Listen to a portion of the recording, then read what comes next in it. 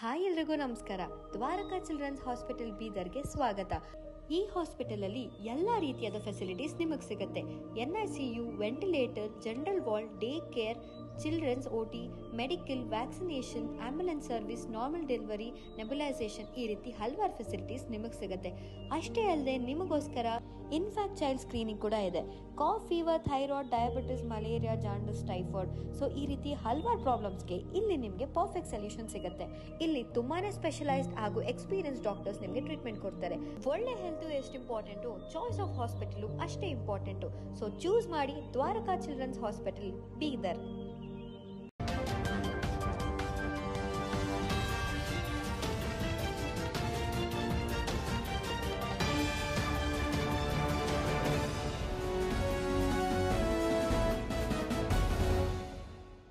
ನಮಸ್ಕಾರ, ನೀವು ನೋಡ್ತಾ ಇದ್ದೀರಾ ಸುದ್ದಿ ಸಮಯ ನ್ಯೂಸ್ ಚಾನಲ್. ಇದು ಲೋಕಲ್ ಎಕ್ಸ್ಪ್ರೆಸ್. ನಾನು ಮಹರ್ದೊಡ ಕುಳಗಿ.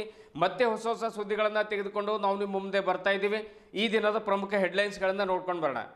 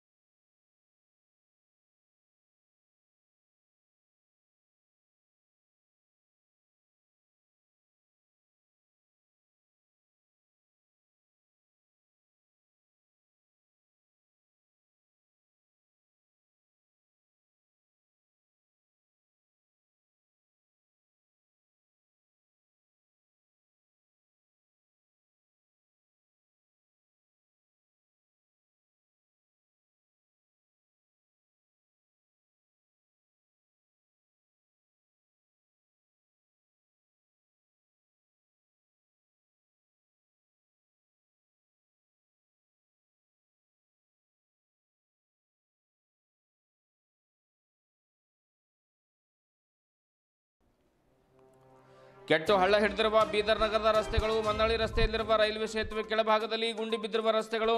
ಎಷ್ಟೇ ಬಾರಿ ಭರ್ತಿ ಮಾಡಿದರೂ ನುಂಗಿ ನೀರು ಕುಡಿತಿರುವ ರಸ್ತೆ. ಪೌರಾಡಳಿತ ಸಚಿವರ ತವರು ಕ್ಷೇತ್ರದಲ್ಲಿ ರಸ್ತೆಗಳ ಸ್ಥಿತಿ ಅಧೋಗತಿ.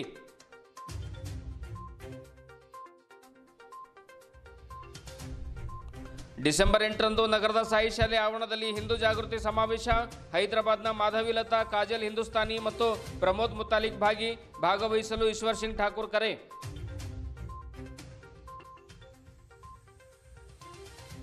ಕಾರಂಜ ಮುಳುಗಡೆ ಸಂತ್ರಸ್ತರಿಂದ ತೀವ್ರಗೊಂಡ ಹೋರಾಟ. ಡಿಸೆಂಬರ್ 10ರವರೆಗೆ ಸರ್ಕಾರಕ್ಕೆ ಮತ್ತು ಜಿಲ್ಲಾಡಳಿತಕ್ಕೆ ಗಡುವು ನೀಡಿದ ಸಂತ್ರಸ್ತರು. ನೆರವು ನೀಡದೇ ಇದ್ದರೆ ಡಿಸೆಂಬರ್ 11ರಂದು ಸಾಮೂಹಿಕ ಆತ್ಮಹತ್ಯೆ. ಚಂದ್ರಶೇಖರ್ ಪಾಟೀಲ್ ಹೊಚಕ್ನಳ್ಳಿ ಹೇಳಿಕೆ. ಇಂದಿನ ಒಂದಿಷ್ಟು ವಾರ್ತೆಗಳ ವಿವರಗಳನ್ನು ನೋಡ್ಕೊಂಡು ಬರೋಣ.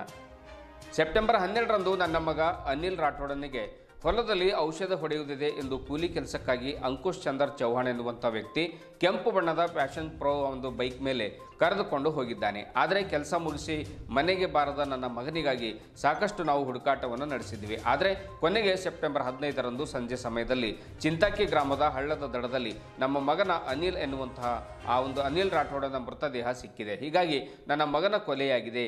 ಆ ಕೊಲೆಯಲ್ಲಿ ಅಂಕುಶ್ ಚಂದರ್ ಚೌಹಾಣ್ ಮತ್ತು ದಯಾನಂದ್ ಹೋಳ್ಕರ್ ಅವರೇ ಆ ಒಂದು ಕೊಲೆ ಮಾಡಿಸಿದ್ದಾರೆ, ಅವರ ಕೈವಾಡವಿದೆ ಎನ್ನುವಂತಹ ಮಾತನ್ನ, ಒಂದು ಗಂಭೀರ ಆರೋಪವನ್ನು ಮೃತ ಅನಿಲ್ ಅವರ ತಾಯಿ ಕವಿತಾ ಗಂಭೀರ ಆರೋಪವನ್ನು ಮಾಡಿದ್ದಾರೆ. ಈ ಕುರಿತು ಸುದ್ದಿಗೋಷ್ಠಿ ನಡೆಸಿರುವಂತಹ ಅವರು ನನ್ನ ಮಗನ ಮೇಲೆ ಪೈಪ್ ಕಳ್ಳತನ ಆರೋಪವನ್ನು ಹೊರಿಸಿ ಚಿಂತಾಕಿ ಹಳ್ಳದ ದಂಡಿಗೆ ಹೊಡೆದು ಬಿಸಾಕಿರುವಂತಹ ಶಂಕೆ ಇದೆ ಎನ್ನುವಂತಹ ಮಾತನ್ನು ಕೂಡ ಹೇಳಿದರು. ಹೀಗಾಗಿ ಒಂದು ಸೆಪ್ಟೆಂಬರ್ 12ರಿಂದ ನಾವು ಎಷ್ಟೇ ಕೇಸ್ ಕೊಡಬೇಕು ಅಂತ ಓಡಾಡಿದ್ರು ಕೂಡ ಪೊಲೀಸರು ಕೂಡ ಕೇಸ್ ತೆಗೆದುಕೊಳ್ಳಿಲ್ಲ. ಹಾಗಾಗಿ ಕೊನೆಗೆ ಸೆಪ್ಟೆಂಬರ್ 15ರಂದು ಏನು ಹೆಣ ಸಿಕ್ಕಿದೆ, ಆ ಒಂದು ಹೆಣವನ್ನು ನೋಡಿ ನಾವು ಬಹಳಷ್ಟು ಗಾಬರಿಯಾಗಿದ್ವಿ. ಇದರಲ್ಲಿ ಅವರಿಬ್ಬರ ಕೈವಾಡ ಇದೆ ಎನ್ನುವಂಥ ಗಂಭೀರ ಆರೋಪವನ್ನು ಅವರ ತಾಯಿಯವರು ಒಂದು ಸುದ್ದಿಗೋಷ್ಠಿಯಲ್ಲಿ ಮಾಡಿದರು. ಸೆಪ್ಟೆಂಬರ್ 12ರಂದು ನಮ್ಮ ಮಗ ಅನಿಲ್ ರಾಠೋಡ್ ಅಶೋಕ್ ನಗರ್ ತಾಂಡದ ನಮ್ಮ ಮನೆಗೆ ಬಾರದ ಕಾರಣ 3 ದಿವಸಗಳ ಕಾಲ ಹುಡುಕಾಡಿದ್ದೇವೆ. ಕೊನೆಗೆ ಸೆಪ್ಟೆಂಬರ್ 15ರಂದು ಬೆಳಿಗ್ಗೆ ಸಂದರ್ಭದಲ್ಲಿ ಠಾಣೆಗೆ ತೆರಳಿ ಕಾಣೆಯಾಗಿರುವ ಬಗ್ಗೆ ದೂರು ಕೂಡ ಸಲ್ಲಿಸಿದ್ದೇವೆ. ಆದರೆ ಚಿಂತಾಕಿ ಗ್ರಾಮದ ಹಳ್ಳದ ದಡಕ್ಕೆ ನಮ್ಮ ಮಗನ ಮೃತದೇಹ ಪತ್ತೆಯಾದ ಮೇಲೆ ನಮಗೆ ದಯಾನಂದ್ ಹೋಳ್ಕರ್ ಮತ್ತು ಅಂಕುಶ್ ಚಂದರ್ ಚೌಹಾಣ್ ಮೇಲೆ ಅನುಮಾನ ಬಂದಿದೆ. ನನ್ನ ಮಗನಿಗೆ ಕೊಲೆ ಮಾಡಬೇಕೆಂದೇ ಹೊಂಚು ಹಾಕಿ ಕೂಲಿ ಕೆಲಸಕ್ಕೆಂದು ಕರ್ಕೊಂಡು ಹೋಗಿ ಪೈಪ್ ಕಳ್ಳತನದ ಆರೋಪವನ್ನು ಹೊರಿಸಿ ಕೊಲೆ ಮಾಡಿ ಕೊನೆಗೆ ಯಾರಿಗೂ ಹೇಳದೆ ಹೋಗಿರುವಂತಹ ಇವರಿಬ್ಬರ ಮೇಲೆ ಕಾನೂನಿನ ಕ್ರಮ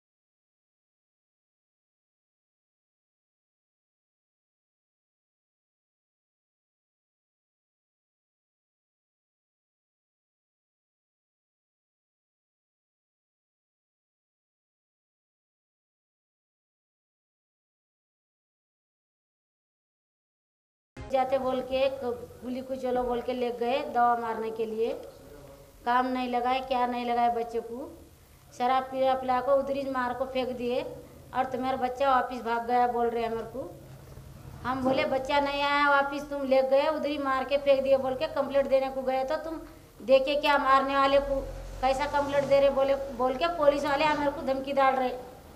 2 दिन ढूंढे हम, 2 दिन ढूंढ के बाद कंप्लेंट दिया और तो कंप्लेंट लिया मेरा।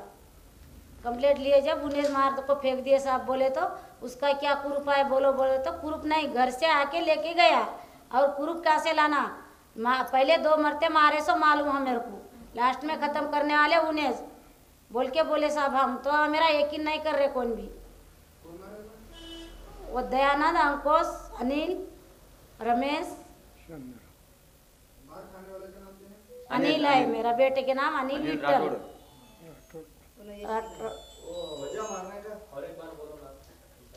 अनिल, हाँ अनिल और तमुन हेसर भी अनिल।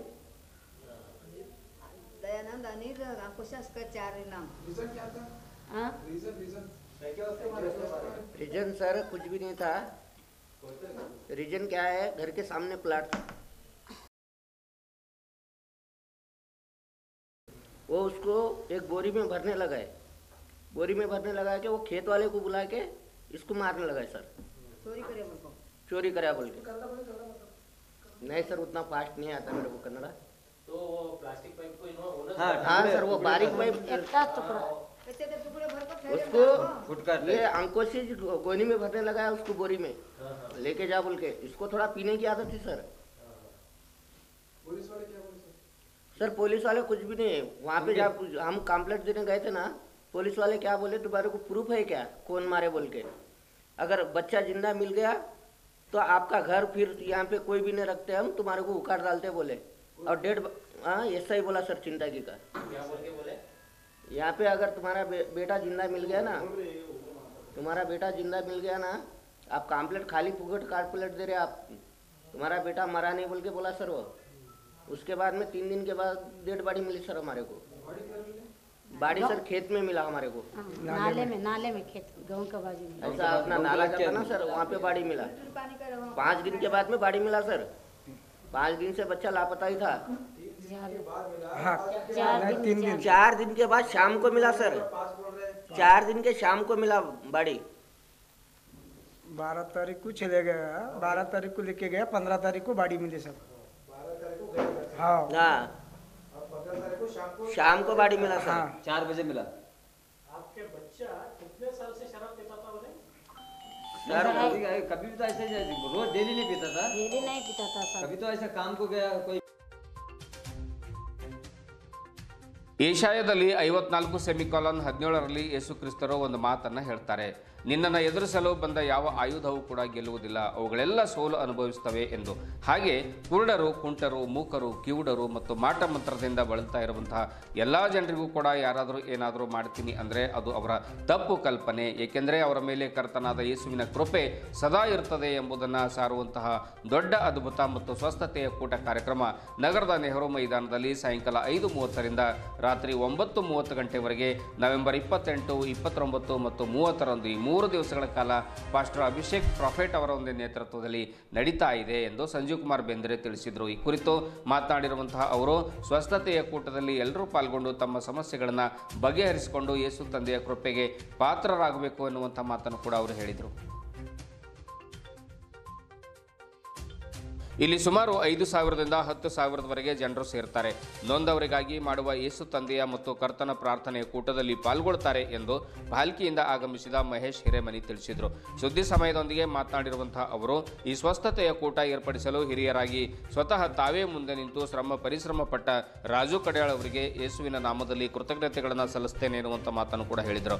ಇದೇ ವೇಳೆ ಕಾರ್ಯಕ್ರಮದಲ್ಲಿ ಪ್ರಮುಖರಾದ ಡೇವಿಡ್ ಕೆಂಪೆ, ಕೋನ್ ಮೆಳ್ಕೊಂದ ಸೇರಿದಂತೆ ಹಲವರು ಉಪಸ್ಥಿತರಿದ್ದರು. ಸುಮಾರು 1 ತಿಂಗಳಿನಿಂದ ಈ ಕಾರ್ಯಕ್ರಮ ಒಂದು ಬೃಹತ್ ಕಾರ್ಯಕ್ರಮ ಏರ್ಪಡಿಸಲು ಸಹಕಾರ ನೀಡ್ತಾ ಇರುವಂಥ ಎಲ್ಲ ಯುವಕರಿಗೆ ಹಾಗೂ ಹಿರಿಯರಿಗೆ ವಂದನೆಗಳನ್ನು ಸಲ್ಲಿಸ್ತೇವೆ ಎನ್ನುವಂಥ ಮಾತನ್ನು ಕೂಡ ಹೇಳಿದರು. ನಗರದ ನೆಹರು ಸ್ಟೇಡಿಯಂನಲ್ಲಿ ಬೃಹತ್ ವೇದಿಕೆ ನಿರ್ಮಿಸಲಾಗಿದೆ. ಪ್ರತಿದಿನ ರಾತ್ರಿ ಸಂದರ್ಭದಲ್ಲಿ ಈ ಸ್ವಸ್ಥತೆಯ ಕೂಟ ಜರುಗ್ತಾ ಇದೆ. ವಿದ್ಯುತ್ ದೀಪಗಳ ಈ ಬೆಳಕಿನಲ್ಲಿ ಯೇಸು ಕ್ರಿಸ್ತರು ಎಲ್ಲರ ಬಾಳಿನಲ್ಲಿ ಬೆಳಕು ನೀಡಲೆಂದು ಹಲವರು ಪ್ರಾರ್ಥನೆಯನ್ನು ಮಾಡ್ತಾ ಇದ್ದಾರೆ.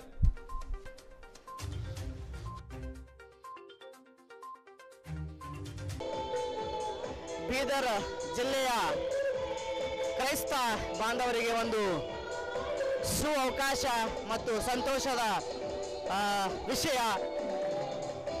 ಆತ್ಮೀಯ ಎಲ್ಲ ಸಮಾಜದ ಕ್ರೈಸ್ತ ಬಾಂಧವರಿಗೆ ಬೀದರ್ ನೆಹರು ಸ್ಟೇಡಿಯಂನಲ್ಲಿ ನಡೀತಕ್ಕಂಥ ಸ್ವಸ್ಥತೆ ಮತ್ತು ಅದ್ಭುತ ದೊಡ್ಡ ಪ್ರಾರ್ಥನಾ ಕೂಟದ ಕಾರ್ಯಕ್ರಮ ದಿನಾಂಕ 28 ನವೆಂಬರ್ ತಿಂಗಳು ಸಮಯ 5:15ರಿಂದ ರಾತ್ರಿ 9 ಗಂಟೆಯವರೆಗೆ ನಡೀತಲಿದೆ. ಆತ್ಮೀಯ ಸಹೋದರ ಹಾಗೂ ಸಹೋದರಿಯರೇ, ಈ ಒಂದು ಪ್ರಾರ್ಥನೆಯ ಸ್ವಸ್ಥತೆಯ ಕೂಟಕ್ಕೆ ವಿಶೇಷ ಸಂದೇಶಕರಾದಂಥ ಬ್ರದರ್ ಅಭಿಷೇಕ್ ಪ್ರಫೇಟ್ ಅವರು ಈ ಒಂದು ಸಂದೇಶವನ್ನು ಕೊಡಲಿಕ್ಕಿದ್ದಾರೆ.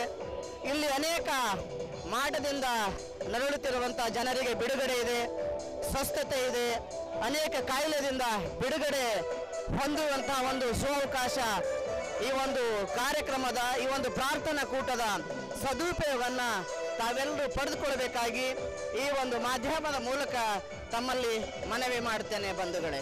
ನನ್ನ ಹೆಸರು ಸಂಜೀವ್ ಕುಮಾರ್ ಬೇಂದ್ರೆ.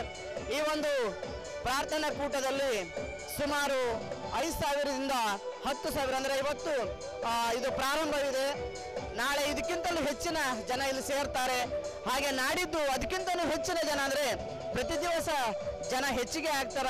ಆದ್ದರಿಂದ ಈ ಒಂದು ಅವಕಾಶ ನಮ್ಮ ಬೀದರ್ ಜಿಲ್ಲೆಯ ಎಲ್ಲ ನಮ್ಮ ಕ್ರೈಸ್ತ ಬಾಂಧವರು ಇದರ ಸದುಪಯೋಗ ಪಡೆದುಕೊಂಡು ಇಲ್ಲಿ ತಾವುಗಳು ಬಿಡುಗಡೆ ಹೊಂದಬೇಕಾಗಿ ತಮ್ಮಲ್ಲಿ ವಿನಂತಿಸ್ತೇನೆ. ಸಂಜೀವ್ ಕುಮಾರ್ ಬೇಂದ್ರೆ.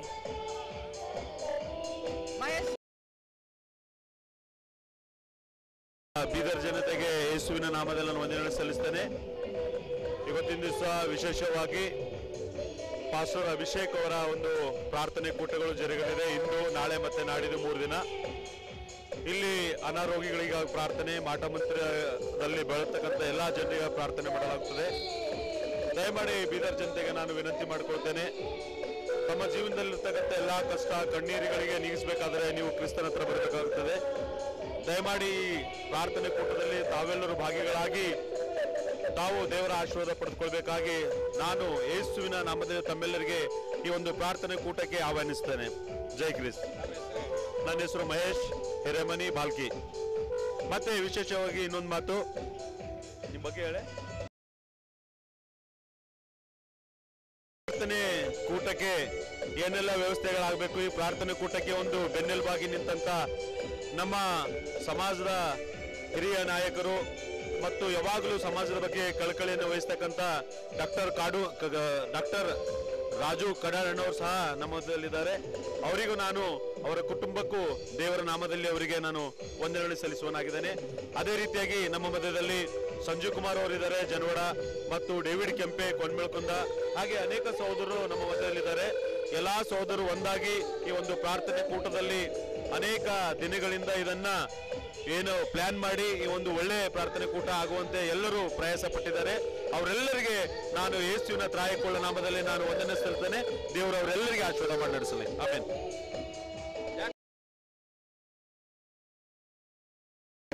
ಬೀದರ್ ಜನತೆಗೆ ಎಲ್ಲ ಸಹೋದರ ಸಹೋದರಿಯರಿಗೆ ಜಯಕ್ರಿಸ್ತುಗಳನ್ನು ಅರ್ಪಿಸುತ್ತೇನೆ. ಮೊಟ್ಟ ಮೊದಲನೇ ಬೀದರ್ ನಗರದಲ್ಲಿ ಅತ್ಯುತ್ತಮ ದೊಡ್ಡದ ಪ್ರಾರ್ಥನೆ ಕೂಟವನ್ನು ಏರ್ಪಡಿಸಲಾಗಿದೆ. ಈ ಪ್ರಾರ್ಥನೆ ಕೂಟದಲ್ಲಿ ಸುಮಾರು ಜನರ ಸಮಸ್ಯೆಗಳನ್ನು, ಕಷ್ಟ ದುಃಖ ಮಾಟ ಮಂತ್ರ ಏನೇ ಇದ್ದರೂ ನಮ್ಮ ಸರ್ ಆಗಿರುವಂತ ಪಾಸ್ಟರ್ ಸರ್ ಅವರು ಬಿಡುಗಡೆ ಮಾಡಲಿದ್ದಾರೆ. ಅವರ ಪ್ರಾರ್ಥನೆಯಿಂದ ಎಲ್ಲರಿಗೂ ಕಷ್ಟ ಸಂಕಟ ನೋವು ಪರಿಹಾರವಾಗುತ್ತದೆ ಅಂತ ಮಾತನ್ನು ಆಡುತ್ತೇನೆ. ಈ ಪ್ರಾರ್ಥನೆ ಕೂಟದಲ್ಲಿ ನೀವು ಬನ್ನಿರಿ, ನಾವು ಬಂದಿದ್ದೇವೆ, ತಾವೆಲ್ಲರೂ ಬಂದು ಆಶೀರ್ವಾದ. ಪೌರಾಡಳಿತ ಸಚಿವರ ತವರು ಕ್ಷೇತ್ರದಲ್ಲಿ ಈ ರೀತಿ ರಸ್ತೆಗಳ ಅವಸ್ಥೆ ಇದೆ ಅಂದರೆ ಇನ್ನು ಅನ್ಯ ಜಿಲ್ಲೆಗಳ ರಸ್ತೆಗಳ ಸ್ಥಿತಿ ಹೇಗಿರಬೇಡ ಹೇಳಿ. ಇದು ಒಂದು ಕ್ಷಣ ವಿಚಾರ ಮಾಡುವಂಥ ಒಂದು ಗಂಭೀರವಾದ ಸಂಗತಿಯಾಗಿದೆ. ಮನ್ನಳ್ಳಿ ರಸ್ತೆಯಲ್ಲಿರುವಂಥ ಅಶೋಕ್ ಹೋಟೆಲ್ ಸಮೀಪದ ರೈಲ್ವೆ ಸೇತುವೆ ಕೆಳಭಾಗದ ರಸ್ತೆ ಕೆಟ್ಟು ಕೆರ ಹಿಡಿದಿದೆ. ಎಷ್ಟೇ ಬಾರಿ ಮುಚ್ಚಿದರೂ ಕೂಡ ಬಕಾಸೂರಿನಂತೆ ಮತ್ತೆ ಮತ್ತೆ ಈ ರಸ್ತೆ ಕಾಂಕ್ರೀಟ್, ರೇತಿ ಮತ್ತು ಸಿಮೆಂಟ್, ಡಾಂಬರನ್ನು ನುಂಗುತ್ತಲೇ ಇರುತ್ತೆ. ಇತ್ತೀಚೆಗೆ ಸೈಕಲ್ ಸವಾರನೊಬ್ಬ ಈ ಹಾಳದ ರಸ್ತೆ ಮೇಲೆ ಸಂಚಾರ ಮಾಡುವಂಥ ಸಂದರ್ಭದಲ್ಲಿ ಬಿದ್ದು ಗಾಯಗೊಂಡಿರುವಂಥ ಉದಾಹರಣೆ ನಮ್ಮ ಕಣ್ಣ ಮುಂದೆ ಇದೆ. ಬೀದರ್ ನಗರದಲ್ಲಿ ಎಲ್ಲೆಂದರಲ್ಲಿ ರಸ್ತೆ ಮೇಲೆ ಗುಂಡಿಗಳು ಬಿದ್ದಿವೆ, ಫುಟ್ಪಾತ್ಗಳು ಅತಿಕ್ರಮಣಗೊಂಡಿವೆ. ಇವೆ, ಫುಟ್ಪಾತ್ ಮೇಲೆ ಸಾಕಷ್ಟು ವ್ಯವಹಾರವನ್ನು ನಡೀತಾ ಇವೆ. ಅದರಿಂದ ಬಂದಿರತಕ್ಕಂಥ ಹಣ ಎಲ್ಲಿ ಹೋಗ್ತಾ ಇದೆ ಅನ್ನುವಂಥದ್ದು ತಿಳಿತಾ ಇಲ್ಲ.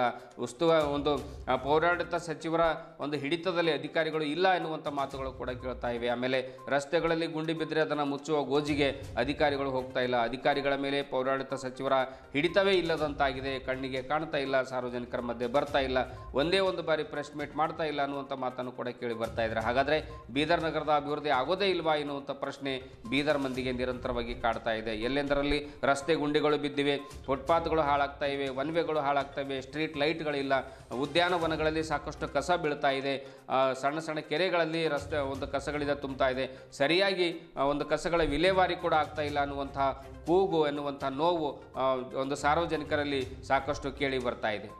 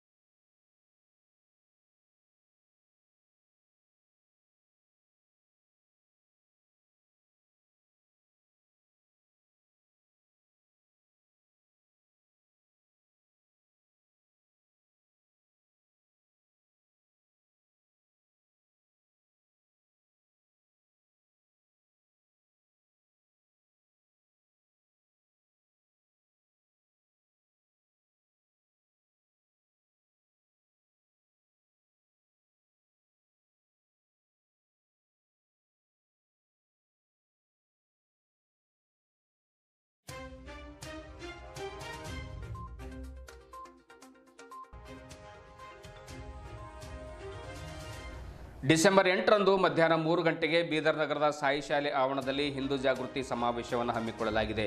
ಹಿಂದೂ ಪರ ಸಂಘಟನೆಗಳ ಪ್ರಮುಖರು ಮತ್ತು ಕಾರ್ಯಕರ್ತರು, ಸಾರ್ವಜನಿಕರು ಜಾತಿ ಮತಗಳ ಭೇದವಿಲ್ಲದೆ ಹೆಚ್ಚಿನ ಸಂಖ್ಯೆಯಲ್ಲಿ ಪಾಲ್ಗೊಳ್ಳಬೇಕೆಂದು ಸಮಾವೇಶದ ಅಧ್ಯಕ್ಷರಾಗಿರುವಂತಹ ಶಂಕರಪ್ಪ ಪಾಟೀಲ್ ಹಾಗೂ ಮುಖಂಡರಾಗಿರುವಂತಹ ಈಶ್ವರ್ ಸಿಂಗ್ ಠಾಕೂರ್ ಅವರು ತಿಳಿಸಿದರು. ನಗರದ ಜಿಲ್ಲಾ ಪತ್ರಿಕಾ ಭವನದಲ್ಲಿ ಕರೆದ ಸುದ್ದಿಗೋಷ್ಠಿಯನ್ನು ಉದ್ದೇಶಿಸಿ ಮಾತನಾಡಿರುವಂತಹ ಅವರು, ಅಂದು ತೆಲಂಗಾಣದ ಹಿಂದೂ ಹೋರಾಟಗಾರ್ತಿ ಮಾಧವಿ ಲತಾ ಬರ್ತಾ ಇದ್ದಾರೆ. ಖ್ಯಾತ ಉಪನ್ಯಾಸಕಿ ಹಿಂದೂ ಪರ ಸಂಘಟನಾಕಾರ್ತಿ ಕಾಜಲ್ ಹಿಂದೂಸ್ತಾನಿಯವರು ಬರ್ತಾ ಇದ್ದಾರೆ. ಆಮೇಲೆ ಪ್ರಮೋದ್ ಮುತಾಲಿಕ್ ಅವರು ಕೂಡ ಆಗಮಿಸ್ತಾ ಇದ್ದಾರೆ. ಈ ಸಮಾವೇಶದಲ್ಲಿ ಒಟ್ಟು 4 ನಿರ್ಣಯಗಳನ್ನು ಕೈಗೊಳ್ಳಲಾಗುತ್ತೆ. ವಕ್ಫ್ ಬೋರ್ಡ್ ರದ್ದುಗೊಳಿಸಬೇಕು, ಸನಾತನ ಹಿಂದೂ ಬೋರ್ಡನ್ನು ಜಾರಿಗೆ ತರಬೇಕು, ಮಂದಿರದ ದಾನಪೇಟಿ ಹಣ ಮಂದಿರದ ಅಭಿವೃದ್ಧಿಗೆ ಮಾತ್ರ ಬಳಕೆಯಾಗಬೇಕು ಮತ್ತು ಜನಸಂಖ್ಯೆ ನಿಯಂತ್ರಣ ಕಾಯ್ದೆ ಜಾರಿಗೆ ತರಬೇಕು, ಏಕರೂಪ ಕಾನೂನು ಕಾಯ್ದೆಯನ್ನು ಜಾರಿಗೆ ತರಬೇಕು ಎನ್ನುವಂತಹ ಈ 4-5-6 ಒಂದು ನಿರ್ಣಯಗಳನ್ನು ಈ ಒಂದು ಸಮಾವೇಶದಲ್ಲಿ ಕೈಗೊಳ್ಳಲಾಗ್ತಾ ಇದೆ ಎನ್ನುವಂಥ ಮಾತನ್ನು ಈಶ್ವರ್ ಸಿಂಗ್ ಠಾಕೂರ್ ಅವರು ಕೂಡ ಹೇಳಿದರು. ಇದೇ ಸಂದರ್ಭದಲ್ಲಿ ಸುದ್ದಿಗೋಷ್ಠಿಯಲ್ಲಿ ಮುಖಂಡರಾಗಿರುವಂಥ ಸೋಮಶೇಖರ್ ಪಾಟೀಲ್ ಗಾದ್ಗಿ, ರಾಮಕೃಷ್ಣನ್ ಸಾಳೆ, ಆಮೇಲೆ ಬಸವರಾಜ್ ಸ್ವಾಮಿ, ಆಮೇಲೆ ಇನ್ನಿತರ ಅಮಿತ್ ಚಿಂಚೋಳೆ ಸೇರಿದಂತೆ ಇನ್ನಿತರ ಒಂದು ಸಂಘಟನಾಕಾರರು ಮತ್ತು ಅವರ ಒಂದು ಸಹವರ್ತಿಗಳು ಅಂದರೆ ಸ್ವಾಮಿದಾಸ್ ಕೆಂಪೇನವ್ರು ಸೇರಿದಂತೆ ಇನ್ನೂ ಅನೇಕ ಜನರು ಈ ಒಂದು ಸುದ್ದಿಗೋಷ್ಠಿಯಲ್ಲಿ ಪಾಲ್ಗೊಂಡಿದ್ದರು. ಸುಮಾರು 100ಕ್ಕೂ ಹೆಚ್ಚು ಸಾಧಕರನ್ನ ಕರ್ನಾಟಕ ರಾಜ್ಯೋತ್ಸವ ರತ್ನ ಮತ್ತು ಕಲ್ಯಾಣ ಕರ್ನಾಟಕ ಕಾಯಕ ರತ್ನ ಪ್ರಶಸ್ತಿ ಪ್ರದಾನ ಮಾಡಲಾಯಿತು. ವಿವಿಧ ಕಲಾವಿದರಿಂದ ಸಾಂಸ್ಕೃತಿಕ ಕಾರ್ಯಕ್ರಮಗಳು ಜರುಗಿದವು. ವಿವಿಧ ವಿಷಯಗಳ ಮೇಲೆ ಸಾಹಿತಿಗಳಿಂದ ಉಪನ್ಯಾಸ ಕಾರ್ಯಕ್ರಮ ಕೂಡ ಜರುಗಿದವು. ನಾಡಗೀತೆಯನ್ನು ಗುಂಡಪ್ಪ ಕಟ್ಟಿ ಅವರಿಂದ ಜರುಗಿತು. ವೇದಿಕೆಯ ಮೇಲೆ ಪೂಜ್ಯ ಮಚೇಂದ್ರನಾಥ್ ಮಹಾರಾಜರು ದಿವ್ಯ ಸಾನ್ನಿಧ್ಯವನ್ನು ವಹಿಸಿದರು. ಕಾರ್ಯಕ್ರಮದಲ್ಲಿ ಹಿರಿಯ ಅಭಿಯಂತರರಾಗಿರುವಂತಹ ಹಾವಶೆಟ್ಟಿ ಪಾಟೀಲ್ ಅವರು, ನಗರಸಭೆ ಸದಸ್ಯ ದಿಗಂಬರ್ ಮಡಿವಾಳ್ ಅವರು, ಮಾರುತಿ ಬೌದ್ಧೆ, ಬಾಬುರಾವ್ ದಾನಿ, ಅಮೃತ್ ಪಾಟೀಲ್ ಸಿರ್ನೂರ್, ಅವಿನಾಶ್ ರಾಯ್, ಸುಬ್ಬಣ್ಣ ಕರ್ಕನಳ್ಳಿ, ಜಗದೇವಿ ತಿಪ್ಶೆಟ್ಟಿ ಸೇರಿದಂತೆ ಇನ್ನಿತರ ಕನ್ನಡಪರ ಸಂಘಟನೆಗಳ ಪ್ರಮುಖರು, ಶಾಲಾ ಕಾಲೇಜಿನ ವಿದ್ಯಾರ್ಥಿನಿಯರು ಈ ಕಾರ್ಯಕ್ರಮದಲ್ಲಿ ಉಪಸ್ಥಿತರಿದ್ದು ಒಂದು ಕಾರ್ಯಕ್ರಮದ ಸದುಪಯೋಗವನ್ನು ಪಡೆದುಕೊಂಡರು.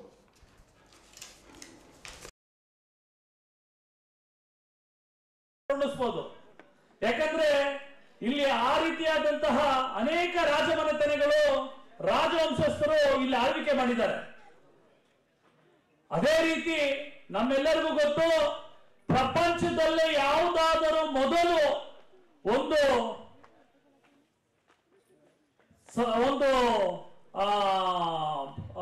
ಏನು ಸಂವಿಧಾನಾತ್ಮಕವಾಗಿ ಸಂವಿಧಾನ ಮತ್ತು ಒಂದು ಸಭಾ ನಡೆದಿದೆ ಅಂದ್ರೆ ಅದು ನಮ್ಮ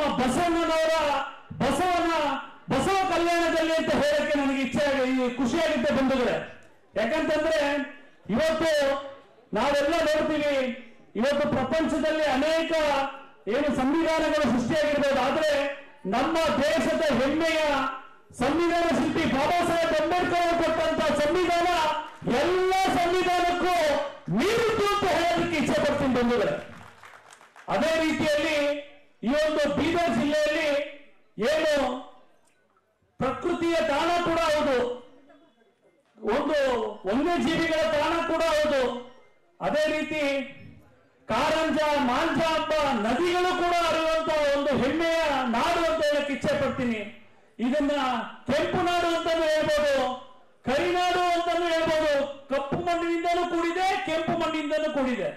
ಹೀಗೆ ಅನೇಕ ರೀತಿಯ ವೈವಿಧ್ಯತೆಯಲ್ಲಿ, ಏಕತೆಯಲ್ಲಿ ವೈವಿಧ್ಯತೆಯನ್ನು ಹೊಂದಿರುವಂತ ನಮ್ಮ ಬೀದರ್ ಜಿಲ್ಲೆ. ಬಂಧುಗಳೇ, ಬಸವಣ್ಣನವರು ಯಾವಾಗಲೂ ಒಂದು ಮಾತಾಡ್ತಾರೆ, ಸರ್ವರಿಗೂ ಸಮಪಾಲು, ಸರ್ವರಿಗೂ ಸಮಪಾಲು. ಇವತ್ತು ಬೀದರ್ ಜಿಲ್ಲೆ ಬಂದ್ರೆ ಇಲ್ಲಿ ಹಿಂದೂಗಳಾಗಿರ್ಬೋದು, ಮುಸಲ್ಮಾನರಾಗಿರ್ಬೋದು, ಕ್ರಿಶ್ಚಿಯನ್ರಾಗಿರ್ಬೋದು, ಸಿಖ್ರಿರ್ಬೋದು, ಪಾರ್ಸಿಗಳಿರ್ಬೋದು, ಅಂದ್ರೆ ಯಾವುದೇ ಜಾತಿ ಮತ ಬಂತ ಭೇದಗಳಿಲ್ಲದೆ ನಾವೆಲ್ಲರೂ ಕೂಡ ಕನ್ನಡಿಗರು, ನಾವೆಲ್ಲರೂ ಕೂಡ ಕರ್ನಾಟಕದವರು ಅಂತ ಹೇಳಿ ಹೆಮ್ಮೆಯಿಂದ ನೆಮ್ಮದಿಯಾಗಿ ಜೀವನ ಮಾಡ್ತಾ ಇರುವಂತಹ ಜಿಲ್ಲೆ ಅಂತ ಹೇಳಕ್ಕೆ ನನಗೆ ಖುಷಿಯಾಗುತ್ತೆ ಬಂಧುಗಳೇ.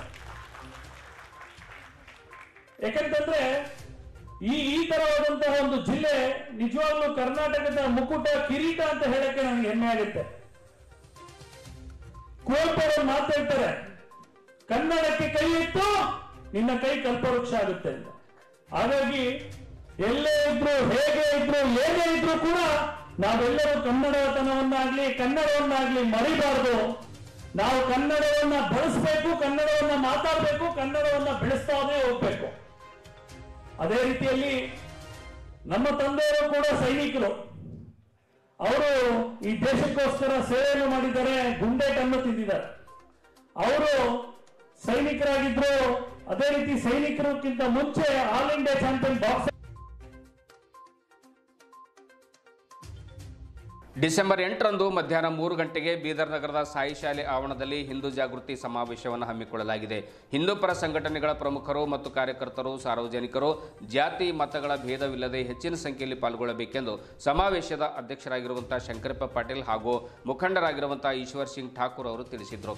ನಗರದ ಜಿಲ್ಲಾ ಪತ್ರಿಕಾ ಭವನದಲ್ಲಿ ಕರೆದ ಸುದ್ದಿಗೋಷ್ಠಿಯನ್ನು ಉದ್ದೇಶಿಸಿ ಮಾತನಾಡಿರುವಂತಹ ಅವರು, ಅಂದು ತೆಲಂಗಾಣದ ಹಿಂದೂ ಹೋರಾಟಗಾರ್ತಿ ಮಾಧವಿ ಲತಾ ಬರ್ತಾ ಇದ್ದಾರೆ. ಖ್ಯಾತ ಉಪನ್ಯಾಸಕಿ ಹಿಂದೂ ಪರ ಸಂಘಟನಾಕಾರ್ತಿ ಕಾಜಲ್ ಹಿಂದೂಸ್ತಾನಿಯವರು ಬರ್ತಾ ಇದ್ದಾರೆ. ಆಮೇಲೆ ಪ್ರಮೋದ್ ಮುತಾಲಿಕ್ ಅವರು ಕೂಡ ಆಗಮಿಸ್ತಾ ಇದ್ದಾರೆ. ಈ ಸಮಾವೇಶದಲ್ಲಿ ಒಟ್ಟು 4 ನಿರ್ಣಯಗಳನ್ನು ಕೈಗೊಳ್ಳಲಾಗುತ್ತೆ. ವಕ್ಫ್ ಬೋರ್ಡ್ ರದ್ದುಗೊಳಿಸಬೇಕು, ಸನಾತನ ಹಿಂದೂ ಬೋರ್ಡನ್ನು ಜಾರಿಗೆ ತರಬೇಕು, ಮಂದಿರದ ದಾನಪೇಟಿ ಹಣ ಮಂದಿರದ ಅಭಿವೃದ್ಧಿಗೆ ಮಾತ್ರ ಬಳಕೆಯಾಗಬೇಕು ಮತ್ತು ಜನಸಂಖ್ಯೆ ನಿಯಂತ್ರಣ ಕಾಯ್ದೆ ಜಾರಿಗೆ ತರಬೇಕು, ಏಕರೂಪ ಕಾನೂನು ಕಾಯ್ದೆಯನ್ನು ಜಾರಿಗೆ ತರಬೇಕು ಎನ್ನುವಂತಹ ಈ 4-5-6 ಒಂದು ನಿರ್ಣಯಗಳನ್ನು ಈ ಒಂದು ಸಮಾವೇಶದಲ್ಲಿ ಕೈಗೊಳ್ಳಲಾಗ್ತಾ ಇದೆ ಎನ್ನುವಂಥ ಮಾತನ್ನು ಈಶ್ವರ್ ಸಿಂಗ್ ಠಾಕೂರ್ ಅವರು ಕೂಡ ಹೇಳಿದರು. ಇದೇ ಸಂದರ್ಭದಲ್ಲಿ ಸುದ್ದಿಗೋಷ್ಠಿಯಲ್ಲಿ ಮುಖಂಡರಾಗಿರುವಂಥ ಸೋಮಶೇಖರ್ ಪಾಟೀಲ್ ಗಾದ್ಗಿ, ರಾಮಕೃಷ್ಣನ್ ಸಾಳೆ, ಆಮೇಲೆ ಬಸವರಾಜ್ ಸ್ವಾಮಿ, ಆಮೇಲೆ ಇನ್ನಿತರ ಅಮಿತ್ ಚಿಂಚೋಳೆ ಸೇರಿದಂತೆ ಇನ್ನಿತರ ಒಂದು ಸಂಘಟನಾಕಾರರು ಮತ್ತು ಅವರ ಒಂದು ಸಹವರ್ತಿಗಳು ಅಂದರೆ ಸ್ವಾಮಿದಾಸ್ ಕೆಂಪೇನವ್ರು ಸೇರಿದಂತೆ ಇನ್ನೂ ಅನೇಕ ಜನರು ಈ ಒಂದು ಸುದ್ದಿಗೋಷ್ಠಿಯಲ್ಲಿ ಪಾಲ್ಗೊಂಡಿದ್ದರು.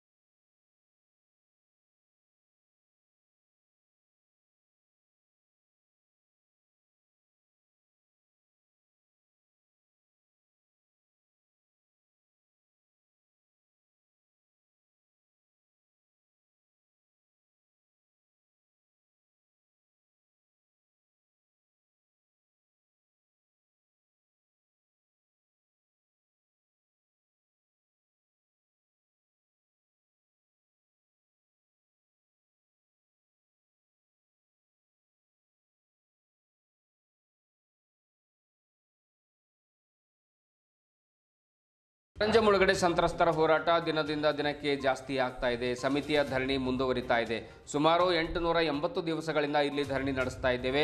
ಹಲವು ಬಾರಿ ಅಧಿಕಾರಿಗಳಿಗೆ, ಶಾಸಕರಿಗೆ, ಸಚಿವರಿಗೆ ಮನವಿ ನೀಡಿದರೂ ಕೂಡ ಯಾವುದೇ ರೀತಿಯ ಸ್ಪಂದನೆ ಮಾತ್ರ ನೀಡ್ತಾ ಇಲ್ಲ. ಹೀಗಾಗಿ ಈ ಬಾರಿ ಅಧಿವೇಶನದಲ್ಲಿ ಸಿಎಂ ಹಾಗೂ ನೀರಾವರಿ ಸಚಿವರು, ಜಿಲ್ಲಾ ಉಸ್ತುವಾರಿ ಸಚಿವರು ಕಾರಂಜ ಸಂತ್ರಸ್ತರಿಗೆ ಪರಿಹಾರವನ್ನು ಘೋಷಣೆ ಮಾಡದೇ ಇದ್ದರೆ ಅಥವಾ ಮಾಡಿಸದೇ ಇದ್ದರೆ ಸಾಮೂಹಿಕ ಆತ್ಮಹತ್ಯೆಯನ್ನು ಮಾಡಿಕೊಳ್ಳುವ ನಿರ್ಧಾರ ಕೈಗೊಂಡಿದ್ದೇವೆ ಎನ್ನುವಂಥ ಮಾತನ್ನು ಮುಳುಗಡೆ ಸಮಿತಿಯ ಒಂದು ಮುಖಂಡರಾಗಿರುವಂತಹ ಚಂದ್ರಶೇಖರ್ ಪಾಟೀಲ್ ಹೊಸಕನಹಳ್ಳಿ ಸುದ್ದಿ ಸಮಯಕ್ಕೆ ತಿಳಿಸಿದ್ದಾರೆ. ಮಕ್ಕಳ ಮದುವೆ ಮಾಡಲು ಆಗ್ತಾ ಇಲ್ಲ, ನಮ್ಮ ಮಕ್ಕಳಿಗೆ ಹೆಣ್ಣು ಕೊಡ್ತಾ ಇಲ್ಲ, ಬ್ಯಾಂಕ್ ಹೋದರೆ ಲೋನ್ ಕೊಡ್ತಾ ಇಲ್ಲವಂತ ನೋವನ್ನು ಕೂಡ ಅವರು ವ್ಯಕ್ತಪಡಿಸಿದರು. ತೊಂದರೆ ಆಗ್ತಾ ಇದೆ ಸಾಕಷ್ಟು, ನಾವು ಹೀಗೆಲ್ಲ ಮಾಡಿದರೆ ನಾವು ಹೇಗೆ ಬದುಕೋದು ಅನ್ನುವಂಥ ಮಾತನ್ನು ಕೂಡ ಹೇಳಿದರು. ಸಚಿವರು ಮತ್ತು ಶಾಸಕರು ಭರವಸೆ ನೀಡ್ತಾ ಇದ್ದಾರೆ, ಆದರೆ ಪರಿಹಾರ ಮಾತ್ರ ಸರ್ಕಾರದಿಂದ ಕೊಡಿಸ್ತಾ ಇಲ್ಲ. ಇದು ನಮಗೆ ಮಾಡ್ತಾ ಇರುವಂಥ ಅನ್ಯಾಯವಾಗಿದೆ ಎನ್ನುವಂಥ ತೀವ್ರ ಆಕ್ರೋಶವನ್ನು ಚಂದ್ರಶೇಖರ್ ಪಾಟೀಲ್ ಅವರು ಹೊರಹಾಕಿದರು. ಸಾಮೂಹಿಕ ಆತ್ಮಹತ್ಯೆ ಮಾಡಿಕೊಳ್ಳುವುದಾಗಿ ಒಂದು ಹಗ್ಗವನ್ನು ತೆಗೆದುಕೊಂಡು ಬಂದು ಅದನ್ನು ಪ್ರದರ್ಶನ ಮಾಡಿದ್ದಾರೆ. ಡಿಸೆಂಬರ್ 10ರವರೆಗೆ ಸರ್ಕಾರಕ್ಕೆ, ಸಚಿವರಿಗೆ, ಜಿಲ್ಲಾಧಿಕಾರಿಗಳಿಗೆ ಗಡುವನ್ನು ನೀಡಿದ್ದಾರೆ. ಒಂದು ವೇಳೆ 10ರ ಒಳಗಾಗಿ ನಮಗೆ ಪರಿಹಾರವನ್ನು ಕೊಡಿಸದೇ ಇದ್ದರೆ 11ರಂದು, ಅಂದರೆ ಡಿಸೆಂಬರ್ 11ರಂದು ಎಲ್ಲೆಂದರಲ್ಲಿ ನಾವು ಸಾಮೂಹಿಕ ಆತ್ಮಹತ್ಯೆಯನ್ನು ಮಾಡ್ಕೊಳ್ತೇವೆ. ಕೆಲವರು ಕೆರೆಗೆ ಹಾರ್ತಾರೆ, ಕೆಲವರು ಹಗ್ಗವನ್ನು ತಂದು ನೇಣನ್ನು ಬಿದ್ದುಕೊಳ್ತಾರೆ, ಕೆಲವರು ವಿಷ ಸೇವನೆ ಮಾಡ್ತಾರೆ, ಇನ್ನು ಕೆಲವರು ಬೇರೆ ಬೇರೆ ರೀತಿಯಲ್ಲಿ ಸಾಮೂಹಿಕ ಆತ್ಮಹತ್ಯೆಯನ್ನು ನಾವು ಮಾಡ್ಕೊಳ್ತೇವೆ ಅನ್ನುವಂಥ ಮಾತನ್ನು ಕೂಡ ಹೇಳಿದ್ದಾರೆ. ಸುಮಾರು 28 ಹಳ್ಳಿಗಳ ಒಂದು ರೈತರು ಒಂದು ಸಂತ್ರಸ್ತರಾಗಿದ್ದಾರೆ, ತೊಂದರೆಯಲ್ಲಿದ್ದಾರೆ. 14,500 ಎಕರೆ ಜಮೀನು ಈ ಒಂದು ಕಾರಂಜದಲ್ಲಿ ಹೋಗಿದೆ. ಹಾಗಾಗಿ ಎಲ್ರಿಗೂ ಕೂಡ ಪರಿಹಾರವನ್ನು ಕೂಡಲೇ ಸರ್ಕಾರ ಒದಗಿಸಬೇಕು ಎನ್ನುವಂಥ ಮನವಿಯನ್ನು ಕೂಡ ಪಾಟೀಲ್ ಅವರು ಮಾಡಿಕೊಂಡಿದ್ದಾರೆ.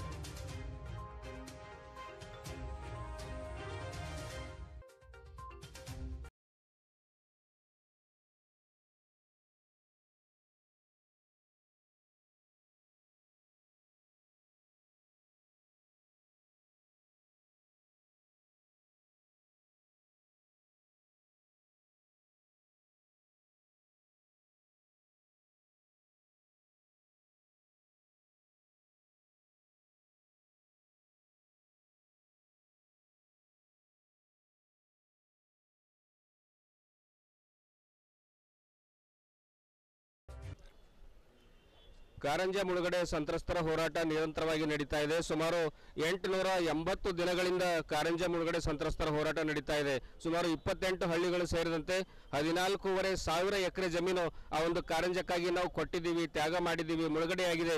ಇವತ್ತು ನಮ್ಮ ಮಕ್ಕಳಿಗೆ ಮದುವೆ ಮಾಡೋಕ್ಕಾಗ್ತಾ ಇಲ್ಲ, ನಮ್ಮ ಮಕ್ಕಳಿಗೆ ಯಾರು ಹೆಣ್ಣು ಕೊಡ್ತಾ ಇಲ್ಲ, ನಮ್ಗೆ ಯಾರು ಕೂಡ ಒಂದು ಸಪೋರ್ಟ್ ಮಾಡ್ತಾ ಇಲ್ಲ, ಬ್ಯಾಂಕ್ಗಳಿಗೆ ಹೋದರೆ ಲೋನ್ ಕೊಡ್ತಾ ಇಲ್ಲ ಅನ್ನುವಂಥ ನೋವನ್ನು ಇವತ್ತು ಇಲ್ಲಿ ಬಂದಿರತಕ್ಕಂಥ ಮಹಿಳೆಯರು, ಆಮೇಲೆ ನಮ್ಮ ಕಾರಂಜ ಸಂತ್ರಸ್ತರು ಎಲ್ಲರೂ ಕೂಡ ತಮ್ಮ ನೋವನ್ನು ತೋಡ್ಕೊಳ್ತಾ ಇದ್ದಾರೆ. ಹಾಗಾಗಿ ಕೊನೆಗೆ ನಮಗೆ ಈಗ ಆತ್ಮಹತ್ಯೆ ಮಾಡ್ಕೊಳ್ಳೋದು ಒಂದೇ ಗತಿ ಎನ್ನುವಂಥ ಮಾತನ್ನು ಕೂಡ ಕಾರಂಜ ಸಂತ್ರಸ್ತರು, ರೈತರು ಕೂಡ ಹೇಳ್ತಾ ಇದ್ದಾರೆ. ಅದಕ್ಕಾಗಿ ಮತ್ತೆ ಅವರು ಹೋರಾಟವನ್ನು ತೀವ್ರಗೊಳಿಸಿದ್ದಾರೆ. ಈಗ ವಿಧಾನಸಭಾ ಅಧಿವೇಶನ ನಡೀತಾ ಇದೆ. ಹಾಗಾಗಿ ಈ ಅಧಿವೇಶನದಲ್ಲಿ ಅವರು ಸಪೋರ್ಟ್ ಮಾಡಲೇಬೇಕು ಅನ್ನುವಂಥ ನಿರ್ಧಾರವನ್ನು ಕೈಗೊಂಡಿದ್ದಾರೆ. ಒಂದು ವೇಳೆ ಅವರು ಏನಾದರೂ ಅಧಿವೇಶನದಲ್ಲಿ ಒಂದು ಚರ್ಚೆ ಕೈಗೊಳ್ಳಿಲ್ಲ ಅಂತಂದ್ರೆ ನಮಗೆ ಆತ್ಮಹತ್ಯೆ ಗತಿ ಒಂದೇ ಗತಿ ಅನ್ನುವಂಥ ಮಾತನ್ನು ಕೂಡ ಹೇಳ್ತಾ ಇದ್ದಾರೆ. ಬನ್ನಿ ಇವತ್ತು ಕಾರಂಜ ಸಂತ್ರಸ್ತರ ಜೊತೆ ನಾವು ಮಾತನಾಡ್ಕೊಳ್ಳೋಣ. ಇವತ್ತು ನಮ್ಮ ಜೊತೆ ಇದ್ದಾರೆ ನಮ್ಮ ಚಂದ್ರಶೇಖರ್ ಪಾಟೀಲ್ ಹೊಸಕನಹಳ್ಳಿ ಅವರು ಕೂಡ ಇವತ್ತು ನಮ್ಮ ಜೊತೆ ಇದ್ದಾರೆ. ಬನ್ನಿ ಅವ್ರು ಏನು ಹೇಳ್ತಾರೆ ಅನ್ನುವಂಥದ್ದನ್ನ ನೋಡೋಣ. ಸರ್, ಈಗ 880 ದಿವಸಗಳಿಂದ ತಾವು ಹೋರಾಟವನ್ನು ಮಾಡ್ತಾ ಇದ್ರಿ, ಆದರೂ ಕೂಡ ಸಚಿವರಾಗಲಿ, ಶಾಸಕರಾಗಲಿ, ಅಧಿಕಾರಿಗಳಾಗಲಿ ಯಾರು ಕೂಡ ಒಂದು ದಂಡ ಹಣಿಸ್ತಾ ಇಲ್ಲ ಅನ್ನುವಂಥ ಮಾತನ್ನು ಕೂಡ ನಿಮ್ಮಲ್ಲಿ ಕೇಳಿ ಬರ್ತಾ ಇದೆ. ಏನು ಹೇಳ್ತೀರಾ ಸರ್ ತಾವೀಗ? ಹೌದು ಸರ್, ತಾವು ಎಲ್ಲ ಮಾಧ್ಯಮ ಮುಖಾಂತರ ತಾವು ನೋಡ್ತಾ ಇದ್ದೀರಿ, ಸತತ ಹೋರಾಟ ಮಾಡ್ತಾ ಇದ್ದೀವಿ. 880 ದಿವಸ ಆಯಿತು. ನಾವು ಪ್ರತಿ ಸಲ ಯಾಕಂದ್ರೆ ಸಚಿವರಿಗೆ ಮನವಿ ಕೊಟ್ಟು ಸಾಕಾಗ್ಯದ ಅಂತೀವಿ. ಯಾಕಂದ್ರೆ ಈಗ ಸಿದ್ದರಾಮಯ್ಯ ಅವರು ಬಂದರು, ಗುಲ್ಬರ್ಗ ಬಂದರು, ಕ್ಯಾಬಿನೆಟ್ ಮೀಟಿಂಗ್ ಮಾಡಿದ್ರು. ಆದರೆ ಕಾರಂಜ ಮುಳುಗಡೆ ಸಂತ್ರಸ್ತರಿಂದ ನಮ್ಮ ಬೀದರ್ ಜಿಲ್ಲೆ ಉಸ್ತುವಾರಿ ಸಚಿವರು, ನಮ್ಮ ರಹೀಂ ಖಾನ್ರು ಯಾರೂ ಧ್ವನಿ ಎತ್ತಿಲ್ಲ. ನಮ್ಮ ಜಿಲ್ಲೆಯಿಂದ ಯಾಕೆ ಶಾಸಕರು, MLCಗಳು ಯಾರೂ ಇದ್ರ ಬಗ್ಗೆ ಕಾಳಜಿ ವಹಿಸಿಲ್ಲ. ಈ ಸಂತ್ರಸ್ತರು ಯಾಕಂದ್ರೆ ನಾವು ಕೀಳಾಗಿಬಿಟ್ಟಿದ್ದೆವು. ಯಾಕಂದ್ರೆ ಭೂಮಿ ಕೊಟ್ಟು ಇವ್ರಿಗೆ ಏನಾದ್ರೆ ಯಾಕಂದ್ರೆ ಮಜಾ ಮಾಡ್ಲಿಕ್ಕೆ ಇವ್ರಿಗೆ MP ಆಗಿ MLA ಆಗಿ ಕಾರಣ ಕೊಟ್ಟು ನಮ್ಮ ತೆರಿಗೆ ದುಡ್ಡಿನಿಂದ ಇವ್ರು ಏನು ಮಜಾ ಮಾಡ್ಲತ್ತಾರ. ನಮ್ಮ ರೈತರಿಗೆ ಏನಾದ್ರೆ ಕಾಳಜಿ ವಹಿಸ್ತಾ ಇಲ್ಲ. ನಮ್ಮ ಭೂಮಿ ಕೊಟ್ಟವ್ರು ಇವತ್ತಿಂದ ಬೀದಿ ಪಾಲಾಗ್ಯವು. ನಾವು ಕಷ್ಟದಾಗ ಎಷ್ಟಿದ್ದೆವು, ನಮಗಿಂದ ಏನೇನು ಭರವಸೆ ಕೊಟ್ರಿ. ಯಾಕಂದ್ರೆ ಸಿದ್ದರಾಮಯ್ಯ ಅವರು ಬಂದರು, ಈಗ ಚುನಾವಣೆ MP ಚುನಾವಣೆ ಪೂರ್ವದಲ್ಲಿ ನಮ್ಮ ಸರ್ಕಾರ ಬಂತು. ಮೊದಲೇ ಸರ್ಕಾರದ ಎಲ್ಲ ಸರ್ಕಾರದವ್ರು ಅಂತೇಳಿ ನಮಗೆ ಫಾಸಿ ಮಾಡ್ಯಾರ. ನಮ್ಮ ಮನೆಯವ್ರಿಗೆ ಅವ್ರ ಗೌರ್ಮೆಂಟ್ ಅವ್ರಿಗೆ ಫಾಸಿ ಮಾಡ್ದ, ಅವ್ರ ನಮಗೆ ಫಾಸಿ ಮಾಡ್ಯಾರ. ನಮಗೆ ಲಗುನ್ ಮಾಡ್ಯಾರ. ನಮ್ಮ ಮಕ್ಕಳಿಗೆ ನಮಗೆ ತಿರ್ಲಾಕ ಕರ್ನಾಟಕ ಕಡೆದ ನಮ್ಮ ಮಕ್ಕಳು ಎಲ್ಲೆಲ್ಲೋ ಆಡು ಉಳ್ಳಾಕ್ ಹೋಗ್ಯಾರ. ನಮ್ ಗಂಡದ್ರ ಸಾಯ್ಲತ್ತಾರ, ನಾವು ಸಾಯ್ತೇವಿ, ನಮ್ಮ ಮಕ್ಕಳು ತಂದು ಕೊಂತೀವಿ. ನಾವಿಲ್ಲಿ ಬದುಕಾದ್ರೆ ಇಲ್ಲ, ನೀವು ಕೊಡಲ್ಲ ನಾವರ ಇರೋದಿಲ್ಲ. ಏನಾಗಿದ್ರಿ? ನಮಗೆಲ್ಲ ಹೊಲ ಮನೆ ಅದಂತ ಲಗ್ನ ಮಾಡ್ಕೊಂಡ್ರಿ, ನಮಗೆಲ್ಲ ಹೊಲ ಕಳ್ಕೊಂಡಾರ, ನಮಗೆ ಪುನಃ ಇದ್ದಿಲ್ಲ, ನಾವು ಪಾಸಿ ಮಾಡಿ ಲಗ್ನ ಮಾಡ್ಕೊಂಡಾರ. ಅವ್ರಿಗೆ ಗೌರ್ಮೆಂಟ್ ಪಾಸಿ ಮಾಡ್ಯಾರ, ಅವ್ರು ನಮಗೆ ಪಾಸಿ ಮಾಡ್ಯಾರ, ನಮ್ಮ ಮನೆಯವರು ನಮಗೆ ಪಾಸಿ ಮಾಡ್ಯಾರ, ಮತ್ತೆ ಮಾವ ಎಲ್ಲ ಮದುವೆ ಮಾಡ್ಯಾರ. ನಾವು ರೋಡ್ ಮೇಲೆ ಬದುಕ್ಲಾಕ್ ಬಿಟ್ಟಾರ ನಮ್ಗೆ ಗಂಡ ಹೆಂಡ್ತಿ. ನಮ್ಮ ಗಂಡದರು ಇದೆಲ್ಲ ಟೆನ್ಷನ್ ಮಾಡ್ಕೊಂಡು ಕುಡ್ದು ರೋಡಿಗೆ ಬೀಳತ್ತಾರ. ನಾವು 5 ಮಕ್ಕಳು ಹಡ್ದೇವು, ಹ್ಯಾಂಗೆ ಸಲ್ಕೋಬೇಕು ನಮ್ಗೆ ಅರ್ಥ ಆಗಿಲ್ಲ. ನಾವು ಹಡ್ದೇವು ಮಕ್ಕಳು ಸಲ್ಕೊಲಕ್ಕ ನಮ್ಗೆ ಅನ್ನ ಸಿಗಲ್ಲ ಉಂಟದ. ಮಕ್ಕಳು ಇವತ್ತು ರೋಡ್ ಮೇಲೆ ಹೈದರಾಬಾದು ಬೀದರು ಇವತ್ತು ಎಲ್ಲೆಲ್ಲೋ ಮಾಡ್ಕೊಳಕ್ ನಡೆದಾರ ಮಕ್ಕಳು. ನಮಗೆ ಭಾಳ ಸಜಾ ಅಂದ್ರೆ ಏನಲ್ಲತ್ತೀವಿ, ನಾವು ಬದುಕಂತ ಅದ್ರ ಕಡೆ ನಾವು ಜೀವ ಕೊಡೋದೇ ಅದ. ಈಸಿನ ಹಾದಿ ನೋಡ್ದೇವು, ದುಡ್ಡು ಬರ್ತಾವ ರೊಕ್ಕ ಬರ್ತಾವ ಅಂತ ಹೇಳಿದ್ರು ನಾವು ಈಸಿನ ಬದುಕಿದೆವು. ನಮ್ಮ ಮಕ್ಕಳಿಗೆ ಸಾಲಿ ಕಲ್ಸಿಲ್ಲ, ನಮ್ಮ ಮಕ್ಕಳಿಗೆ ಎಲ್ಲೆಲ್ಲೋ ಒಂದು ಒಬ್ಜಿ ಬಂಡಿ ಮೇಲೆ ನಮ್ಮ ಮಕ್ಕಳಿಗೆ ಮದುವೆ ಮಾಡಿಲ್ಲ, ನಮ್ಮ ಮಕ್ಕಳಿಗೆ ಸಾಲಿ ಕಲ್ಸಿಲ್ಲ, ನಮ್ಮ ಮಕ್ಕಳಿಗೆ ಹೆಣ್ಣು ಕೊಡಲ್ಲ ಹೊಂಟಾರ. ನಮಗೆ ದುಡ್ಡು ಸಿಗಲ್ಲ ಹೊಂಟ. ನಮ್ಗೆ ಆಕ್ರಿ ಗರೀಬರು ಅಂತಂದು ತಿನ್ನೋರು ನಮ್ಮ ತೋಲ್ ಇಳಿಸಿ ಮಾತಾಡ್ಲತ್ತಾರ. ನಮಗೆ ಭಾಳ ಟೆನ್ಷನ್ನಿಂದ ನಾವು ಸಾಯೋದಂತದ ಪರಿಸ್ಥಿತಿ ಬಂದದ. ನಾವು ಸಾಯ್ತೇವಿ, ನಾವು ಇದಕ್ಕೆ ಬಿಡೋದಿಲ್ಲ, ನಾವು ಸಾಯ್ತೇವಿ, ನಾವು ಒಟ್ಟು ಬಂದದ.